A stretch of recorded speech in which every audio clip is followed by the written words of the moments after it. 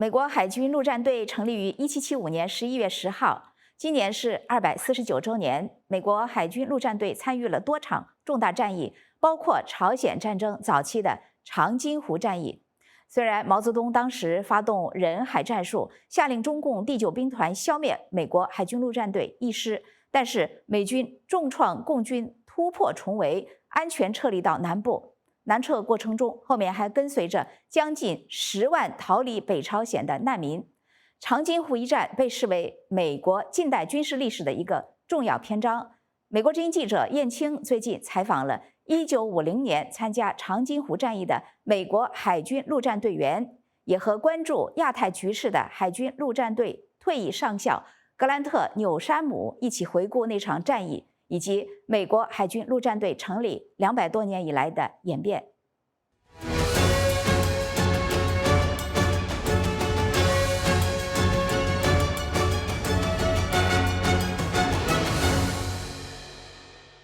Welcome to VOA, Colonel Newsham.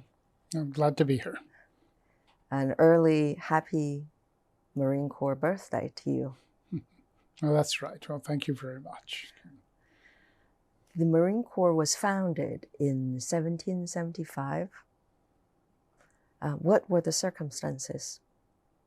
Oh, well, the sort of soon-to-be independent American colonies needed Marines to support the Navy. Back then, when you had Navy ships sail around, you needed Marines to basically go ashore and do things, do ground operations. Also, when you fought other ships, the Marines would sometimes man guns, but would also operate up in on the masts and shoot down on other ships, lead boarding parties as well. So it's a necessary sort of adjunct to naval operations. The Americans realized they needed it, so they put out the call for recruits. The legend is that it was recruited in a bar in Philadelphia called Tun Tavern. It's probably mostly true. Tun Tavern is long gone, but there's apparently some move afoot by some former Marines to rebuild it and I guess make a national shrine out of it. Maybe in some way the Marines reflect this American character of sort of independence and not being liking to be told they can't do something. There is a sense that when Marines do set out on a mission, that they'll succeed. Of course, that isn't always the case, and sometimes it costs lives, costs many more lives than it should. But that is a sort of moral strength. That's an ethos in the Marine Corps that you. I'm told that it is precisely this special Marine Corps ethos that led the United States Marine Corps and the 1st Marine Division to be specific, to fight its way out at Chosin Reservoir in December 1950, at the beginning of the Korean War. And I'm told that the Chosin Reservoir campaign, together with the battle in World War I you referred to at Bollywood, and then the other famous battle in World War II, Iwo Jima. Chosin Reservoir campaign is the 3rd most famous battle in Marine Corps history. Tell us something about it. The Chosin Reservoir fight was one that, to me, it's one of the most extraordinary accomplishments by Marines of all ranks. To have gotten out of there more or less intact, with the enemy that was trying to stop them in ruins or in tatters, and that despite the odds being overwhelmingly against them. The short sort of explanation for that campaign, that fight, is that after the Americans had turned the tide on the Korean Peninsula, I think you could fairly say one person. I think you're holding his book. That's General O.P. Smith, Oliver P. Smith, and he was the commander of the 1st Marine Division. And at the time, from Incheon up to, and then up to that drive north, and you remember that I said everyone else had irrational exuberance, like Warren Buffett would have said. He was cautious. He knew not to go along with the crowd, with the popular thinking, and even with orders that he was being given by higher headquarters to get with the program and head north as fast as you could. Instead, he moved at a rate that allowed him to establish supply bases and also to have his units close enough that if necessary, they could mutually reinforce each other instead of getting strung out.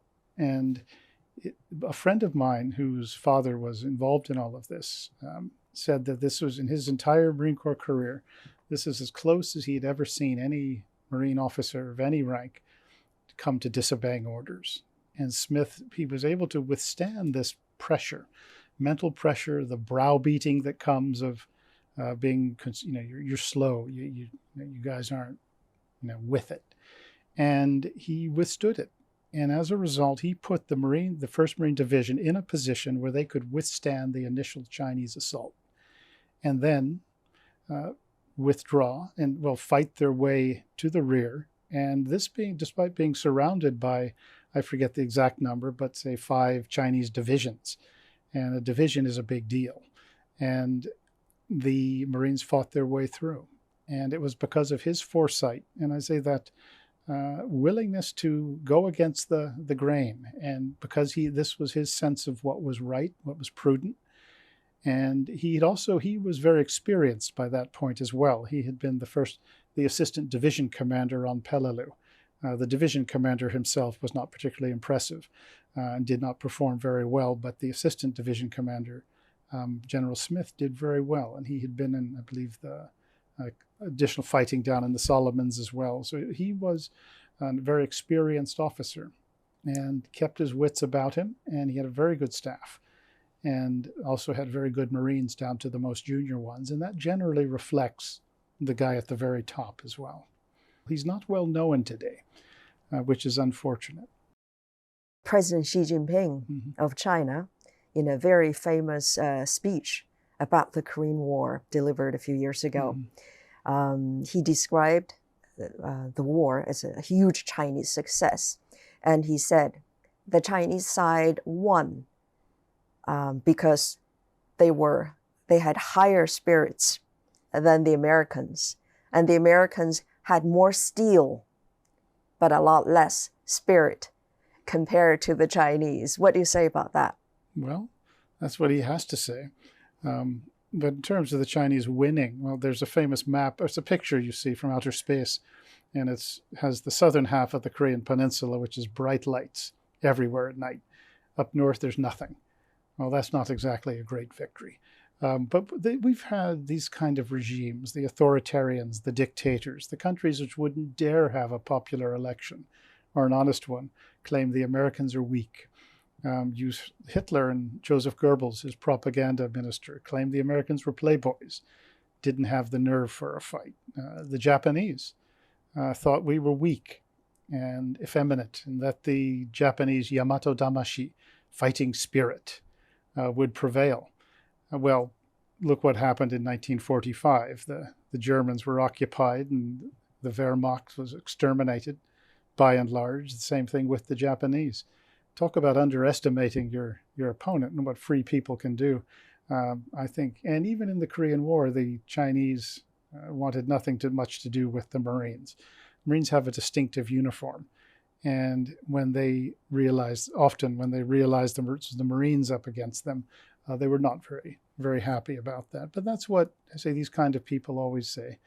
But look at the track record. Even bin Laden thought that he was the strong horse, the Americans were decadent, and that he was going to win. Well, look at him. He went into hiding almost immediately after 9/11, spent the next 10 years sort of hidden in a house that the Pakistanis probably provided to him. And then he got, the SEALs showed up one day and shot him. You underestimate what free people will do to defend themselves when they feel afraid. And these kind of people have been doing it for a long time. So you can say the Marines are weak, the U.S. is weak, and that people have been saying it, but have they ever been right? When it comes to a fight, people tend to underestimate what free people are capable of. And it's not just the Marines, but it's, of course, that's what we're talking about today, but that's every U.S. service. The Imperial Japanese Navy all got sunk by the U.S. Navy. And Air Force, well, there wasn't much of a Japanese Air Force left. And same thing in the Korean War and the Chosin Reservoir as well. Yes, in sort of geographic terms, the war settled into a stalemate because the Americans didn't want to go do what was necessary to take the whole thing. But look at it now. You've been able, because of that, look at that war, you've turned South Korea into one of the most successful economies on earth, representative democracy. It's everything China is not. And because of the sacrifices made by Americans, Commonwealth, and other free nations, and the South Korean people themselves who wanted nothing to do with that system. That ought to tell you something. And look at what, after the Korean War, look at what China experienced. Well, it wasn't a very good time. You had the famines, the Cultural Revolution. Until not so long ago, it was a place where it was really impoverished. And now it's just impoverished, but with a nice veneer. Back in 1950, it was true that the United States, the Marines were supported by air power, etc., that the Chinese didn't have. But today, you and others have warned that the Chinese are really arming themselves to the teeth, like they often used to describe the Americans.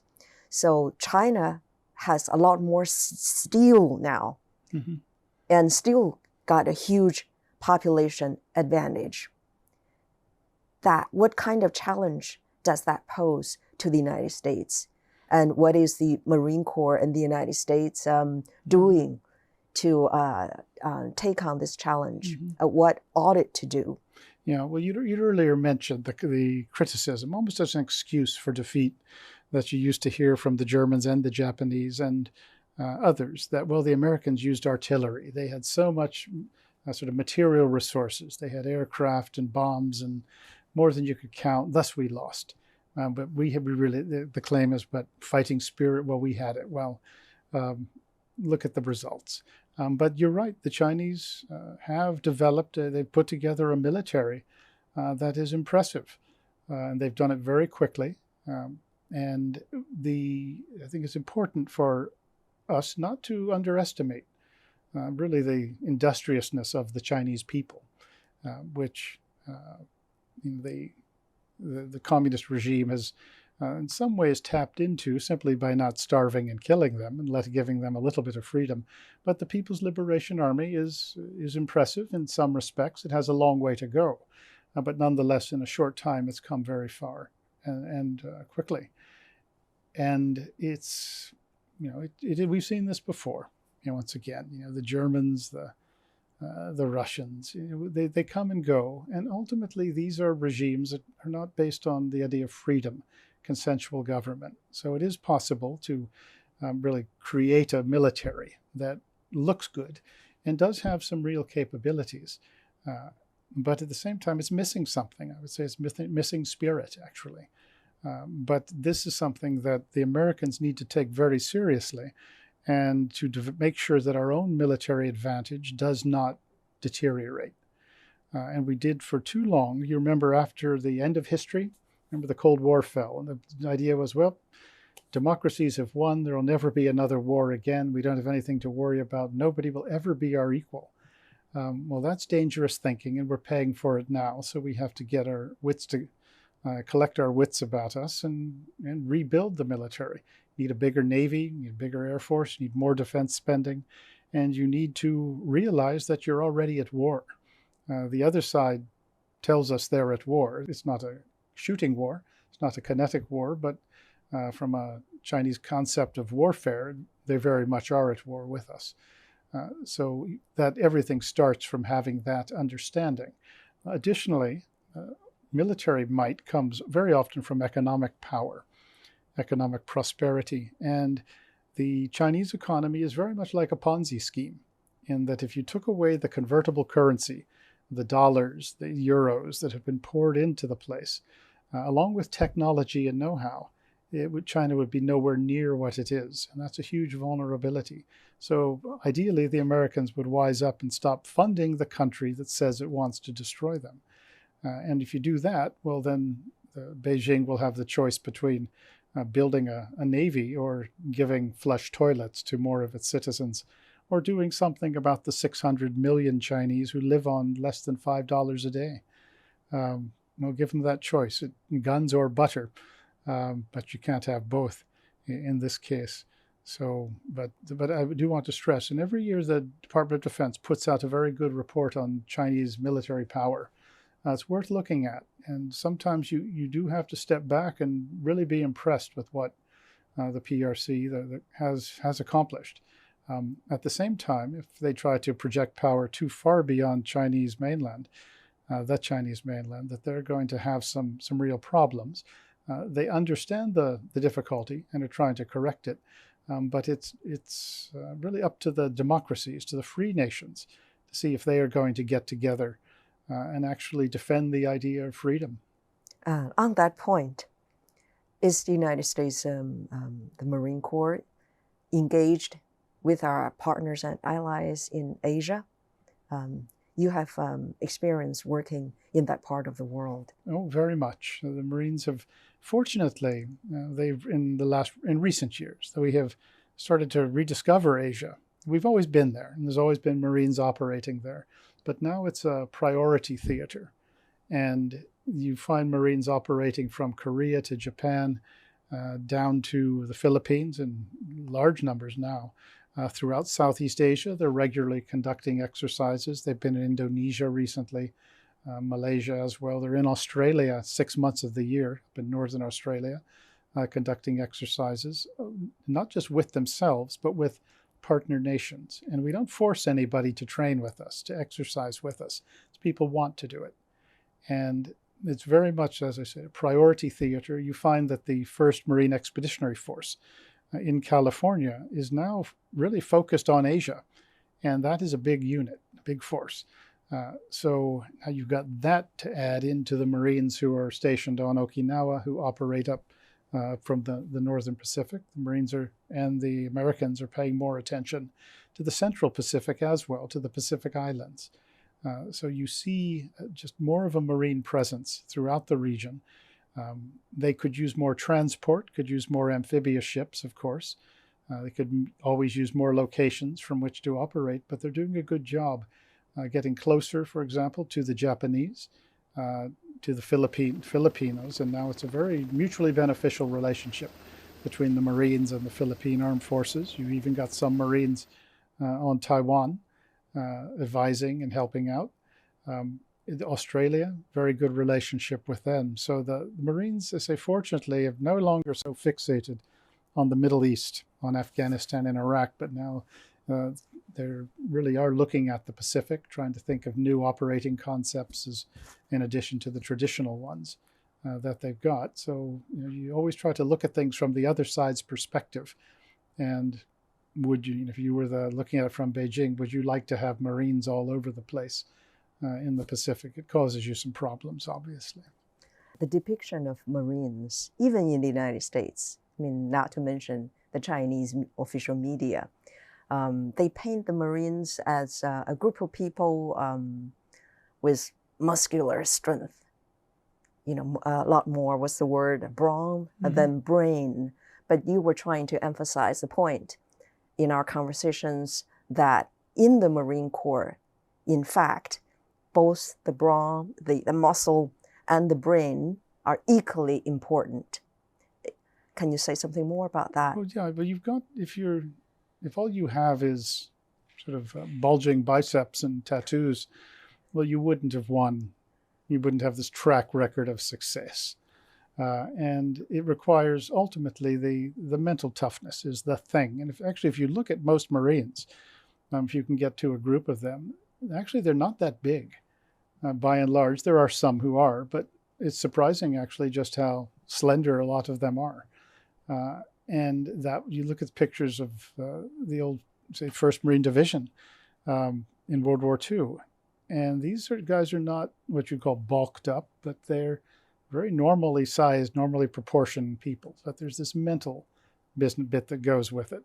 And that really is the key to a lot of it, is this mental toughness, because without the mind to move it, the body doesn't do much. And if you hang around Marines, and you'll find that they are incredibly practical and can get things done. In fact, I used to use as my example, I would say, look, you could take if you say took 20 Marines, and really of all ranks, and you said, does anyone here know the formula for turning water into gasoline? I'll bet you a hand comes up. There's always somebody who knows how to get something done. And they don't let in stupid people. But the image, of course, is, sort of doltish, dangerous boneheads. But that's exactly wrong. It really is. And General Smith was, of course, considered an intellectual, actually. But this was a guy that lived through 3 major campaigns. And so you combine a very intelligent guy with a guy who knew how to get stuff done and motivate Marines to get things done. And he made the best use of his staff, which was excellent. But it was all the way down to the junior Marine walking point, trying to get through the Chinese lines. That it's from top to bottom. You have this ethos that you're not going to lose. And that is something that is very tough to deal with if you're an enemy of freedom. So to sum up what Colonel Newsham has to say about the Marine Corps, look at the results. Is that right? At the end of the day, that's what matters. Nobody cares if you look good in dress uniforms, if you put on a good parade, if you look the part. What matters is if you win, and nothing else does. Yes, it's good to have all those other things, and sometimes those can help you help you win if you look at it as a manifestation of precision, discipline, commitment, and attention to detail, all of which is extremely important. If that's what you use it for, it can be very useful. But at the end of the day, it's, do you succeed on the battlefield? And that's where, say, Marines' top leaders have the highest responsibility. There's never been a problem at the junior levels, the younger officers and throughout the enlisted ranks. It's more at the higher levels where you have even greater responsibility not to waste Marine lives, to employ them properly. And that is something that always needs to be judged.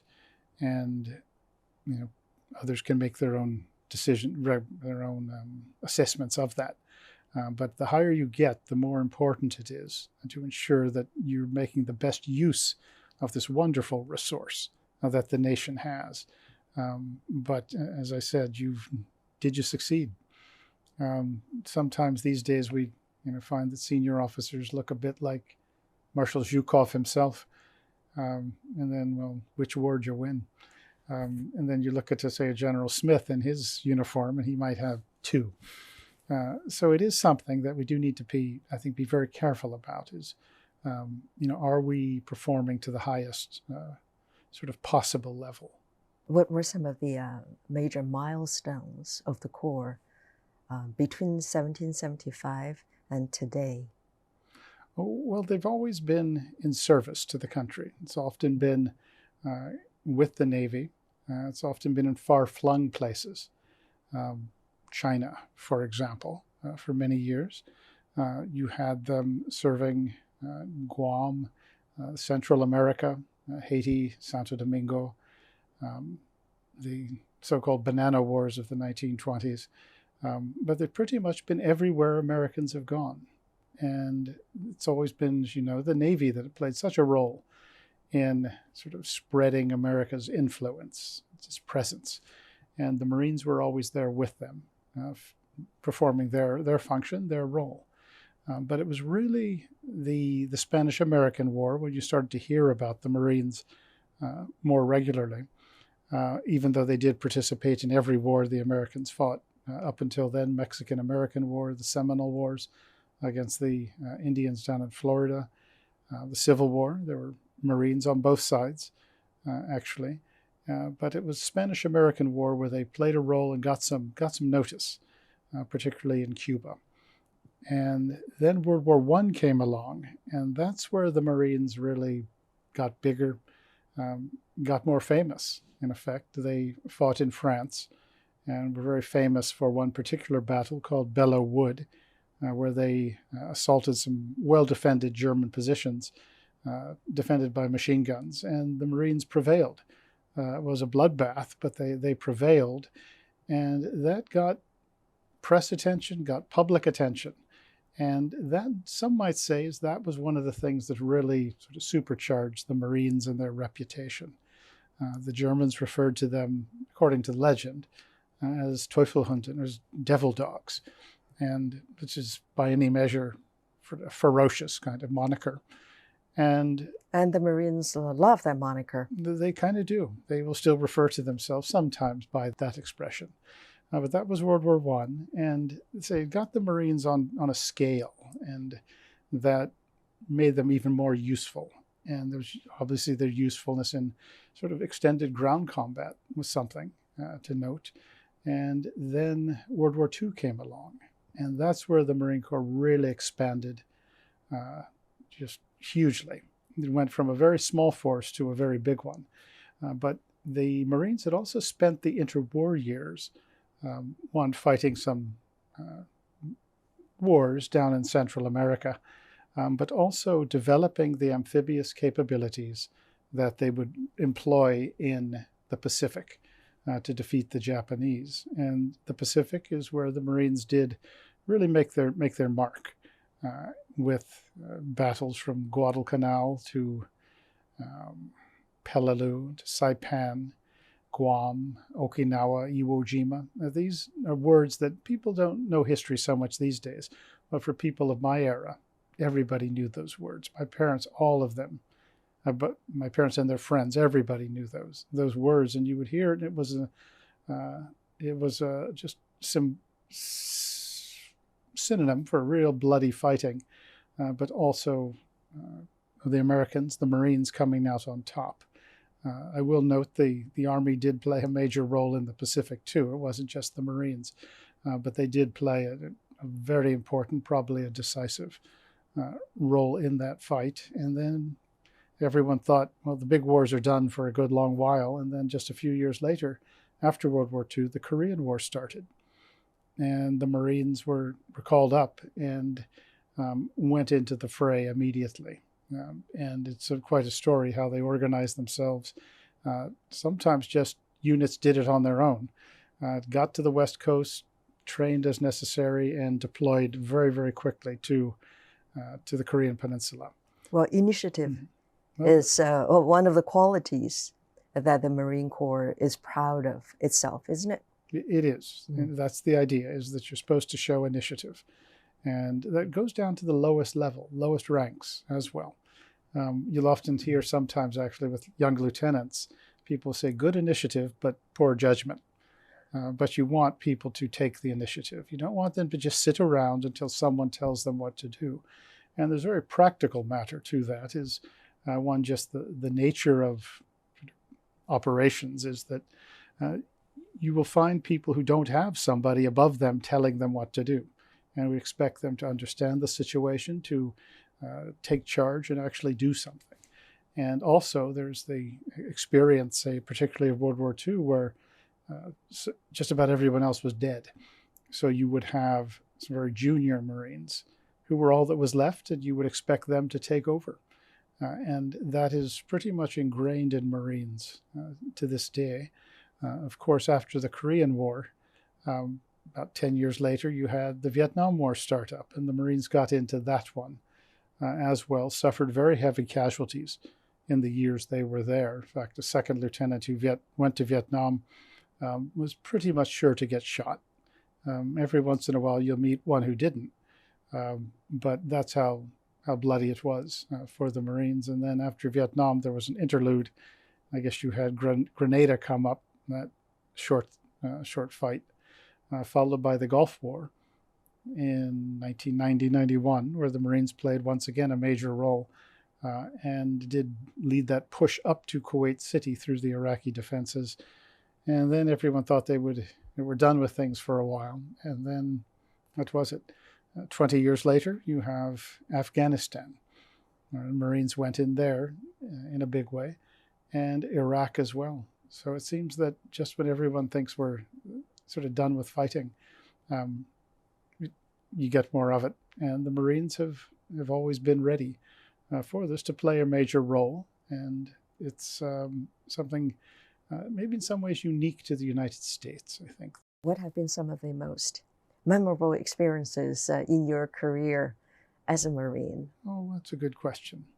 You know, one of the things I think for a lot of people is that probably when they have passed the test to actually be a Marine, an officer, or enlisted, whatever, you know, to get that commission, to the Eagle, Globe, and Anchor, to be qualified, to be entitled to call yourself a Marine. I think that is, in some respects, one of the highlights for everyone. That alone is, at least how I looked at it. One of the more interesting experiences that I had was I lived in Japan for many years, of course, and at the end of when I was about the last few years, I worked with the Japanese military to help them create an amphibious force. It was interesting, and you knew it was worthwhile. And what we were trying to do was to give the Japanese the capability to better defend themselves, to be a better ally to us, that we could actually work and operate with more effectively. And for me, the satisfying part of this is it was thought impossible by people who really knew Japan, that the Japanese just will never do this. They couldn't possibly have an amphibious force. And even on the U.S. side, there were people who doubted it. But it showed what was possible. And I would note that I grew up with stories of the River Kwai camps from my father and others. So it was always, it was very interesting, if not ironic, that I would spend so much time in Japan working with the Japanese military to help them improve their defense capabilities. But it's a different Japan. It's not the same place it was 80 years ago. And that's the nature of things. It's a responsible, respected country with human rights, where people are treated decently, have all the freedoms that Americans take for granted. And now they're really a fundamental ally in defending the idea of freedom in the Pacific. And I think most nations are glad to see the Americans and the Japanese closely together.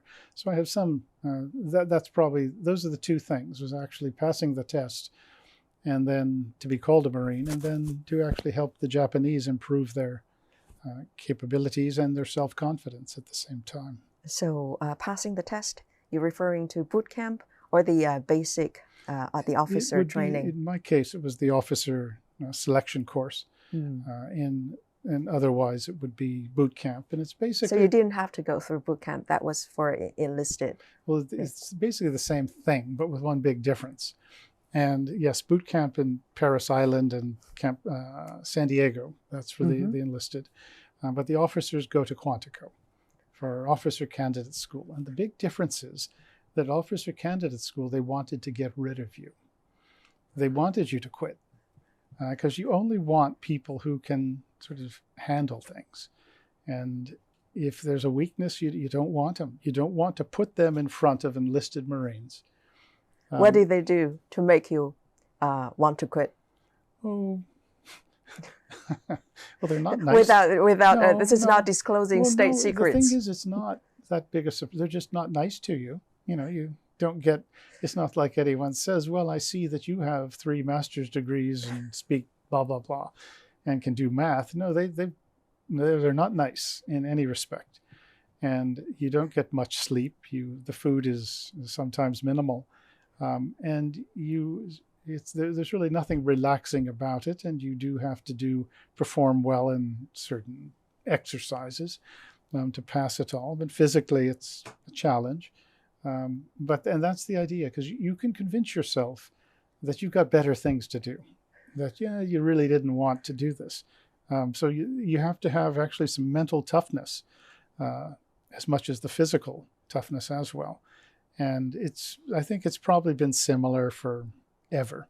I think some people say, oh, it used to be harder. Others will say it's easier now. I think it's never been a picnic. And I think it's still pretty tough. But that was the interesting thing, is they wanted to get rid of you. And people who show up at Marine Corps officer candidate school, it's not like you just wandered in to see what it was like. These are people who were ready for it. And yet in our group, about half did not pass. And that's, I think, not uncommon. I'm not sure what it is these days. What did the other half end up doing? Oh, you go back to whatever, you go back to school, maybe you go back to work. Everyone does something else. Some go work for the government, private businesses. But just to show up at the place, that's a pretty daunting thing. And it's there's some, I think online there's some, YouTube, I think there's some sort of films of it, give you a sense of things. But that was, I think everyone, you find when Marines get together, sometimes they'll actually talk about their experiences at OCS or boot camp or wherever. And boot camp, Paris Island and the San Diego, there's competition there too, isn't there? Oh, yes. The people who went to Paris Island claim the West Coast Marines are not quite up to the same standard. And then I think the people from San Diego think the ones who went to Paris Islands are nuts. But it is, just personally, San Diego, the training ground, it's within sight of San Diego and San Diego Airport. So you see all these signs of civilization while you're being tormented. And whereas at Paris Island, you're in the middle of the swamps, basically. So you don't have as many distractions. But it is more humid and there's more insects than in California. If I had a choice, I would probably have taken San Diego.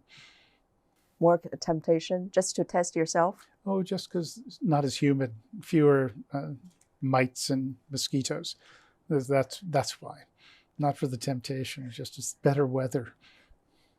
So you mentioned your parents. So are you a military brat? No.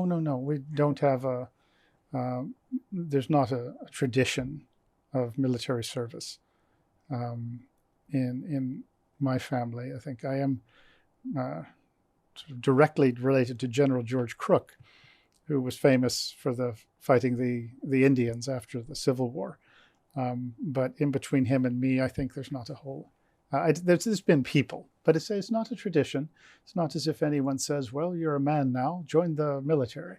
But rather, no, you always had, like a lot of people my age, you always had an interest in the military, and things just sort of came together to give the Marines a try. We do see ourselves as ultimately defending really a country that all sorts of people want to come and live in, which speaks for itself. You wrote this book, When China Attacks. Even when there's a showdown, what gives you confidence that the United States can come out ahead? Well, we've been in bigger fights before. It seemed for a while, in fact, that the Japanese were going to beat us. And then look who won. And everyone talks about fighting to the death. Well, the Japanese were the only ones who actually did it. And at the end of those fights in the Pacific, there were not many prisoners taken. That was in part because the Japanese didn't surrender, but also it was exceptionally ferocious fighting. I say America and free people, and this idea of the United States, this human freedom, that is what we're defending. And you will do anything to preserve that, not to let it be snuffed out. And I say we have seen this before. At the Siege of Vienna, the Turks thought they had it won, and then suddenly the Poles came. So I look at it really as an idea that is being protected, and that is once again the idea of freedom. That is ultimately what the United States is all about. And so it's not as if we're the only people to ever undergo these challenges, these trials. And I like to think that we've still got it in us. And if you hang around the Marines, and even go to the, I will even say go to the Army, go to the Navy, the Air Force. When you see them on operations, and you have to be very impressed. But there is more that we can do, say, to make up for having sort of taken our eye off the ball longer than we should have. So I understand the risk, and I think it's important that we don't underestimate it. But at the same time, others have had bigger challenges to deal with than we did, and we've got a good hand to play. Particularly if we stop funding the economy, the Chinese Ponzi scheme economy, that gives us a huge advantage. And the Marines at the Chosin Reservoir, they must have had a few doubts for a while. But if you could fight your way out of there, you'd think the other side would have some second thoughts about trying to stop us. That's a very good point, a very good place to end our conversation. Okay. Thanks very much, Colonel. Well, I appreciate it. Thanks for the opportunity.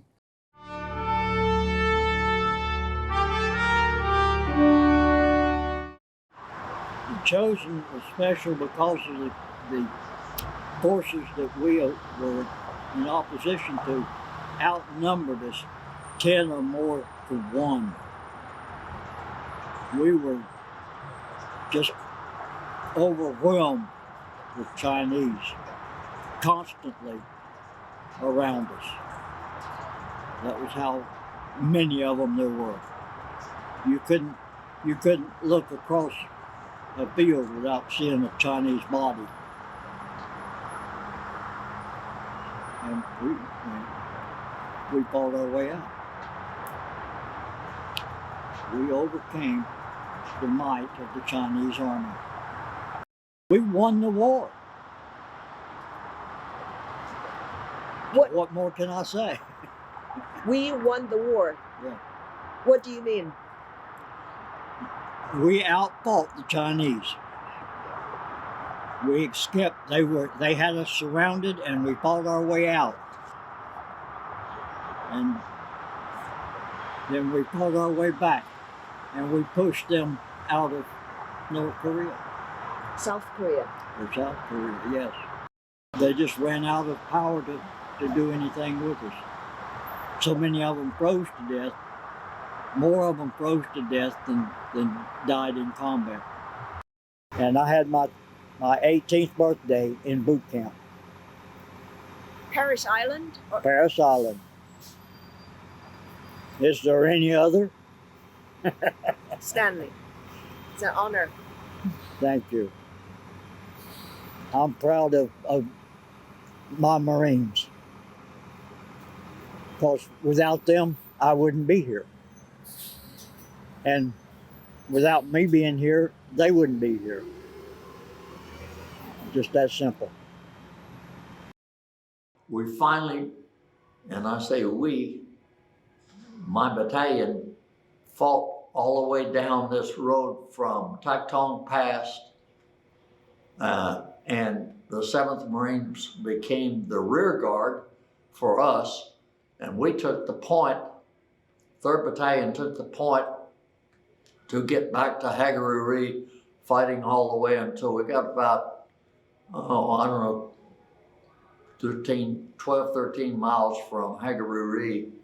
And then finally we had little opposition from the Chinese just before we got to Hagaruri.